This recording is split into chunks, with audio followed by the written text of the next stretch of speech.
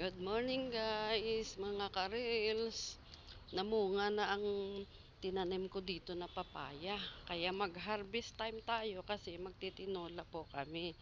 Ngayon, kukunin ko lang muna ito yung maliit kasi dadalawa lang naman kakain. Ito guys yung tinanim kong papaya. O ayan, nagbunga rin sa wakas.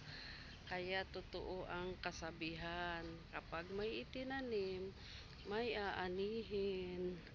Kaya lang parang inano to, oh, may tigi.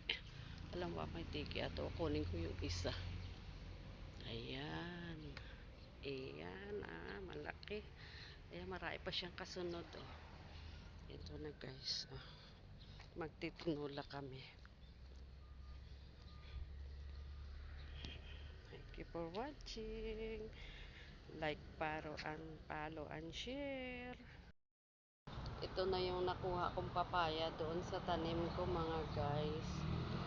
Mga ka-YouTube, ito nababalatan ko na po para makapagtinola. Yan. Diba, sariwa. May dugo pa siya. O, tingnan. Anong dugo? May dagta. Dagta.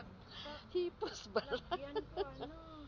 Ayan guys, sarap nito kasi sariwa. Lagyan ko kay kaya lang. Wait lang. Para may pang ano tayo, pang tinola. Eh ako na lang na yan, ayaw mo ka. Babalik ako sa ako. Pagbalik ko doon may pera na ako para patayo ako na kapag.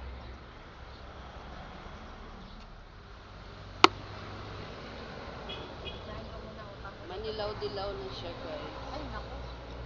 Kinuha mo doon. Ligid siya intra sa video ko.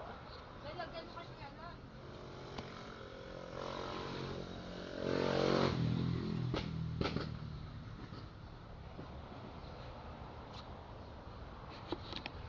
Diba guys, oh. Magulang na, malapit na siyang mahinog. Thank you for watching guys. Follow for more, like and share.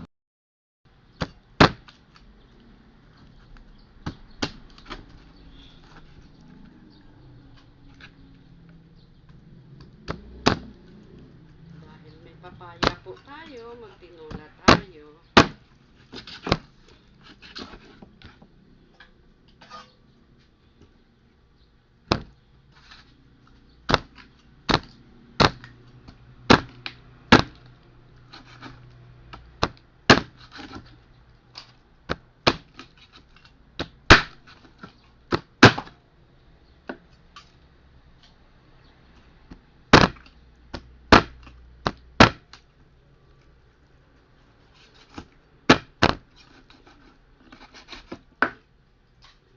Guys, hiniwa ko na yung papaya kanina, kinuha ko sa puno.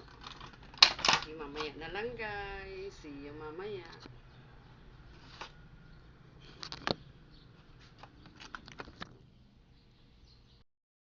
Ilalagay ko na ang aking malunggay.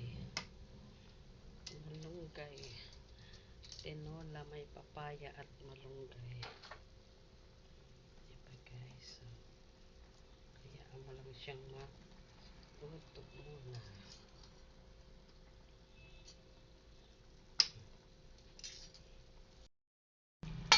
Diba guys, luto na.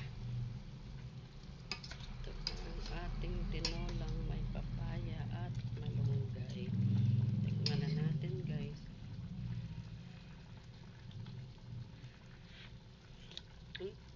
Ang sarap talaga ng may papaya, may malunggay. Tapos ng tinola, luto na guys. Ang sarap.